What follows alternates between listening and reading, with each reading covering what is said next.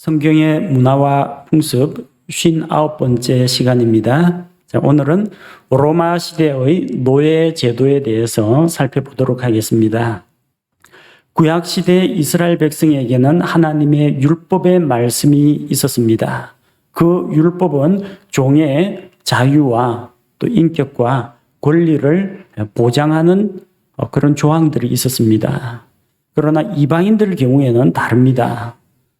로마가 전 세계적으로 지배력을 확대함에 따라서 다른 곳을 점령해서 속국으로 만들고 또 자기들과 대적하여 싸운 자들은 전쟁 포로들은 노예로 팔아넘겼습니다. 그래서 로마가 팽창함에 따라서 1세기경에 로마 제국 전체 인구의 절반이 노예였다고 합니다.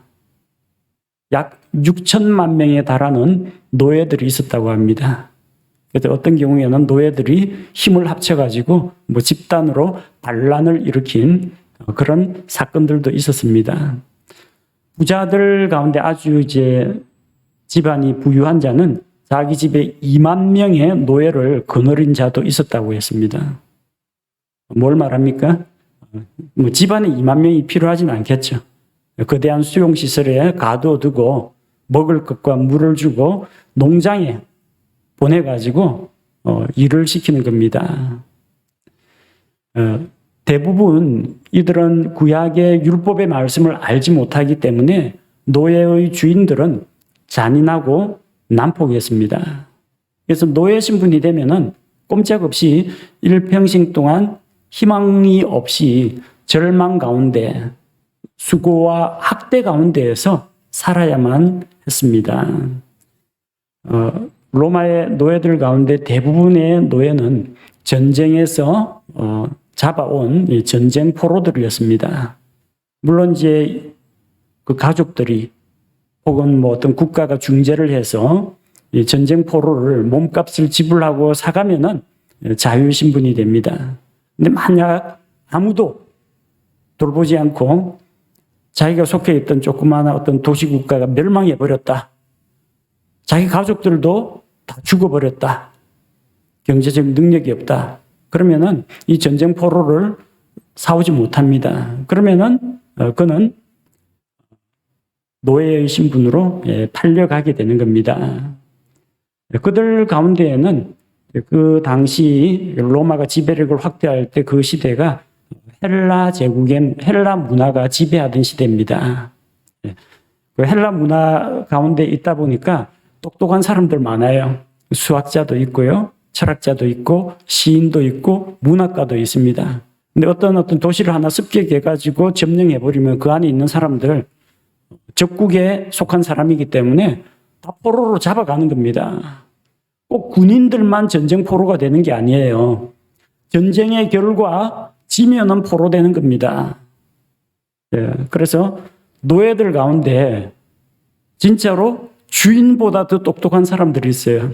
주인들 가운데 돈은 많은데 말은 할 줄 아는데 글을 쓰지도 못하고 글을 읽지도 못하는 사람이 있어요. 그럼 똑똑한 노예를 고용합니다. 그리스에서 잡아온 어떤 철학자나 지식인층 가운데 잡아다가 자기 비서로 삼는 겁니다.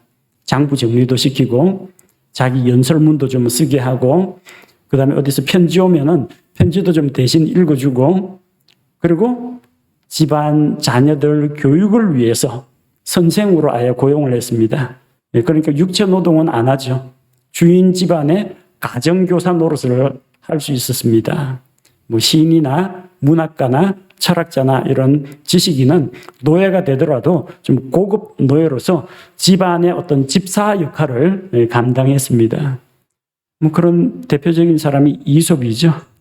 노예 출신입니다. 지식인입니다. 우리 이솝 이야기 알죠? 여러 가지 이솝 우화를 쓴 그 사람. 노예 신분이지만 그는 정말로 똑똑한 사람이었습니다. 로마 법에 의하면요, 모세의 율법하고는 달리 노예에게 자비나 긍휼은 없습니다. 모세의 율법에서 보장한 그 종에 대한 권리 안 지켜집니다. 주인 마음이에요. 주인이 소유한 재산의 일부로 보지 사람으로 보지 않습니다. 율법에서는 뭐라고 했습니까? 내 형제가 종으로 팔리거든 학대하지 말라고 했습니다. 왜? 지금은 어떤 이유 때문에 너에게 종이 되어 있지만 똑같은 하나님의 백성이고 너의 형제다. 형제로 대우했습니다. 로마에서는 전쟁터에서 적국의 사람들을 사로잡아 왔기 때문에 이거는 노획물입니다. 물건입니다.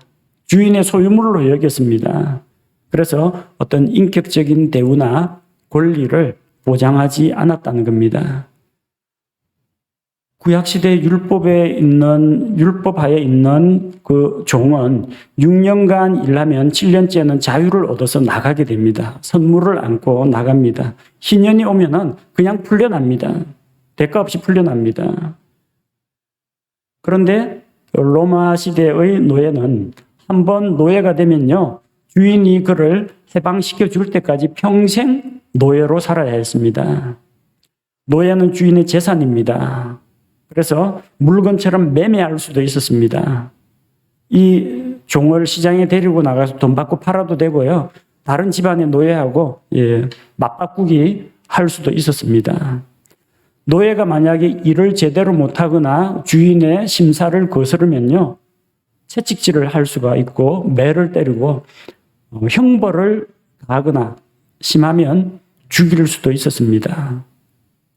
노예가 도둑질을 하면은 불에 달군 쇠로 얼굴에다가 낙인을 찍었습니다.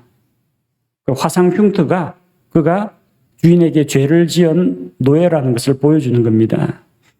도망친 노예가 붙잡히면요, 신체 일부를 자르거나 팔다리 하나 자르거나 귀나 코를 베거나 심지어 죽일 수도 있었습니다. 하지만 로마 제국에서 아무도, 법도, 이웃도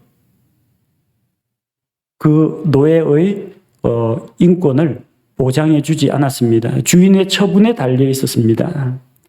다만 이제 주인의 친구나 누군가 덕망이 있는 사람이 주인에게 호소하고 그를 중재하면은 노예가 받아야 할 형벌을 면제받을 수는 있었습니다.